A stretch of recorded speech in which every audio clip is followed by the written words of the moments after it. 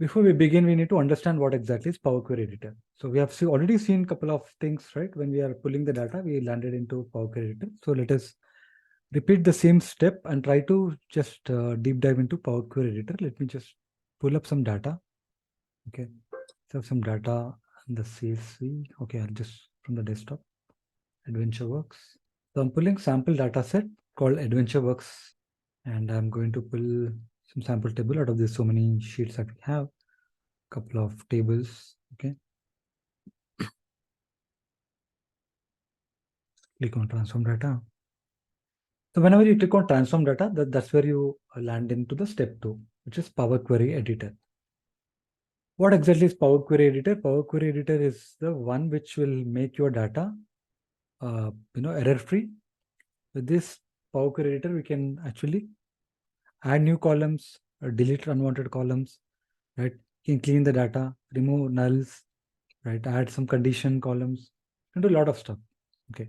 So basically, before we jump in and go to each of the transformations that are available, so we want to understand what exactly is the UI, how GUI this, basically, what is the GUI and what are the options that, we have here. Okay. So I'm going to just navigate. If you look at this particular area, okay, this particular area, basically this is called queries.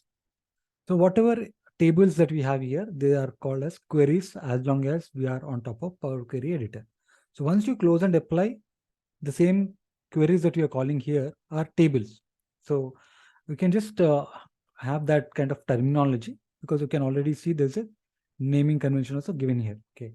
Similarly, we have other section called properties. Okay. This is the best just properties, which will give you the query name. You can change the query name and just check the properties. And this is the main part where which is called as applied steps. So in applied steps, whatever you do, so you might have already observed it, right? We will see again. So whatever you apply here, whatever step that you follow, whatever transformation that you apply, everything is being recorded as an applied step, okay, as a new step. So right now you can see there are 4 steps, right? Source. So maybe it is like first the data as coming from this source, and then out of that it has navigated to some specific table or sheet. And then since the table or sheet has some very first row, which is not actually a header format, maybe it doesn't had an header. So it has promoted the very first row as headers. And then what happened? It has done the additional option with basically this 4th option. We were supposed to do it proactively. So way back in initial days, this step was not there. We were supposed to go to each and every column. Like we can see there are 26 columns here. So each and every column we need to navigate and we have to change the data type. Automatically this was taken care in this particular section. Okay. So this is applied step. So here what happens, everything is being recorded. Take an example again. Let me add a filter. Okay. So I'm interested in getting the data for maybe only for accounts managers, maybe. Okay. So if I filter this, okay, I think only one record we have. So we'll filter a couple of them so that we have enough data here. So you can see there's a step applied here, and this step is again, as 5th step. So like this, we can see the number of steps keeps increasing as we keep on adding. And sometimes you end up having like, large, area where you can see all of the steps are applied. So this is how you can observe, and you can always go back go back to the previous step. Say, let's say I don't like this step, or maybe you wanted to do some changes. You can always delete this step, or you can delete this step and, go back. Okay. So we can understand more while you work on this letter. But right now you just understand that, this is every step, whatever you do is being recorded here. Okay.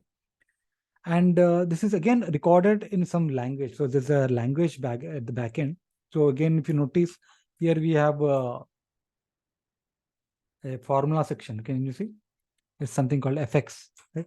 This particular section is called FX, right? FX. So this is a formula bar. We could call it a formula bar. So whatever you do there, like you can see, I've selected this particular filtered rows, and the same step, whatever is behind the scenes, is showing up here. Okay.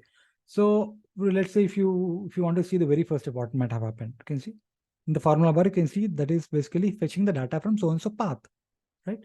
And navigation. So basically it is getting the table for dim employee. So you can understand what is the formula behind the scenes. Okay. And again, this is all is done in certain language. So this all code is written in some certain language, which will come in a minute. Okay. So again, we have another section called main section where you see the actual table. So all the actual table is here where you see all the columns placed here. And majorly you'll be working on the above section, which is a ribbon. This part you'll be working on. Okay. So basically here you'll be working on different sections. So we have home, right? Home ribbon, transform, add column, view, tools, help. So these are all different categories we have. Under each section, we will be able to see different transformations. Like you can see right now, home is selected. Under home, we have so many transformations. So these are steps. Either you can call as steps, right, or transformations. So since it is transforming your data, ideally the terminology is transformation. Rather, you can also use a common word called step. So we can see so many steps or so many options that are available. Okay. So we are going to go through each of the step and understand how we need to use Power Query Editor, to make sure our data is clean and ready for the reporting. Okay.